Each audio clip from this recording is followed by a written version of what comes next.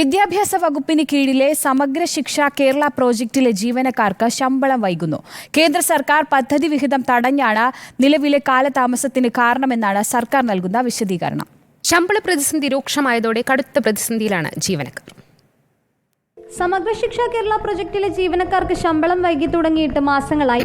5-ാം തീയതിക്ക് മുന്നേ കിട്ടിയിരുന്ന ശമ്പളം കഴിഞ്ഞ മാസം ലഭിച്ചത് 29-ാം തീയതി. ജൂലൈ മാസത്തെ ശമ്പളം ഇതുവരെ ലഭിച്ചിട്ടില്ല. അടുത്ത മാസത്തെ ശമ്പള വിതരണത്തിലുള്ള നടപടിക്രമങ്ങളും ഇതേ തുടർന്ന് വൈകുകയാണ്. ശമ്പള പ്രതിസന്ധി രൂക്ഷമായതോടെ ആശങ്കയിലാണ് ജീവനക്കാർ. ഭിന്നശേഷി വിദ്യാർത്ഥികൾക്കായുള്ള സ്പെഷ്യൽ എഡ്യൂക്കേറ്റർമാർ, സ്പെഷ്യലിസ്റ്റ് അധ്യാപകർ, ക്ലസ്റ്റർ കോർഡിനേറ്റർ തുടങ്ങി 4000-ഓളം പേർ കരാറടിസ്ഥാനത്തിൽ ജോലി ചെയ്യുന്നവരാണ്. വിദ്യാഭ്യാസ വകുപ്പിൽ നിന്ന് ഡെപ്യൂട്ടേഷനിലെത്തിയ 1000-ലധികം അധ്യാപകർക്കും ശമ്പളം ലഭിച്ചിട്ടില്ല.